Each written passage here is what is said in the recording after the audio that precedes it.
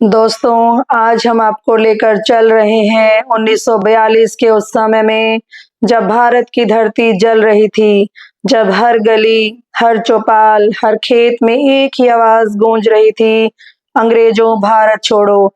यह कहानी है उन अनगिनत वीरों की, जिनके पास हथियार नहीं थे, पर दिल में आग थी, जिनके पास सेना नहीं थी, पर इरादा महासागर से गहरा था। तो आइए, बैठिए, सुनिए और महसूस कीजिए उस समय की धड़कन को, उस पुकार को, क्योंकि यह केवल कहानी नहीं, बल्कि हमारी स्वतंत्रता की आत्मा की आवाज़ है।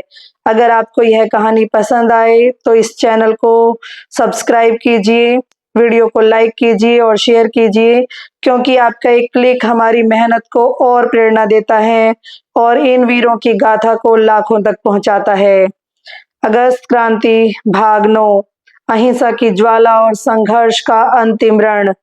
1942 की अगस्त क्रांति अब अपने चरम पर थी।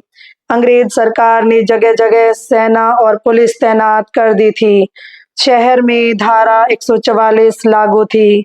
गांव में भी जासूस घूम रहे थे और नेताओं को या तो जेल में डाल दिया गया था या उनके घरों पर कड़ी निगरानी रखी जा रही थी।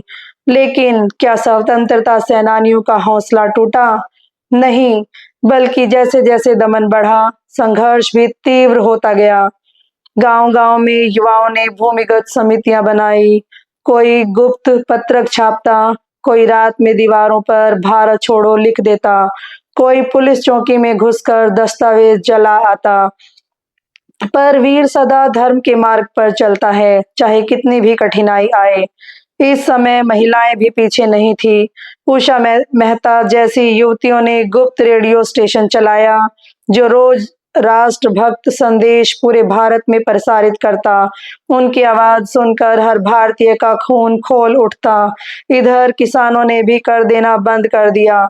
ना देंगे लगान, ना देंगे मालगुजारी, यह नारा पूरे ग्रामीण भारत में गूंज रहा था। अंग्रेज हतप्रभ थे। ये लोग डर क्यों नहीं रहे हैं? जितना वे गोली चलाते, उतना ही यह आंदोलन फैलता। और फिर 1943 की शुरुआत में क्रांति का यह चरण अंग्रेजों के लिए सबसे बड़ी चुनौती बन गया। अनेक जगह पुलिस थाने जला दिए गए, रेल की पटरियां उखाड़ दी गई और टेलीफोन लाइनें काट दी गई, ताकि अंग्रेजों की ताकत बिखर जाए। यह सिर्फ हिंसा नहीं थी, यह एक सुनियोजित जनविद्रोह था, जो बापू के अहिंसा के मंत्र और क्रांतिकारियों की शौर्य की ज्वाला दोनों का अद्भुत संगम था। इन महीनों में भारत की तस्वीर बदल गई। किसी गांव में महिलाएं मोर्चा संभाले थी, कहीं बच्चे नारा लगा रहे थे, कहीं बुजुर्ग अपने शरीर से पुलिस की लाठियां रोक रहे थे। एक बूढ़े किसान ने पुलिस से कहा, तुम हमारे नेताओं को कैद कर सकते हो, पर आजादी के विचार को कौन कैद करेगा? यह सुनकर वहां मौजूद हर भारतीय के दिल में एक अनोखा साहस भर गया। दोस्तों, यह थी अगस्त क्रांति के उस निर्णायक मोड़ की कहानी, जहां भारत की आत्मा अंग्रेजों के अत्याचारों से टकरा रही थी और हर मोड़ पर जीत भारतीयों की हिम्मत की हो रही थी। अगले और अंतिम भाग में हम आपको बताएंगे कि कैसे इस संघर्ष ने भारत की स्वतंत्रता की अंतिम आधारशिला रखी और कैसे अंग्रेजों को समझ आ गया कि अब उनका भारत से जाना तय है।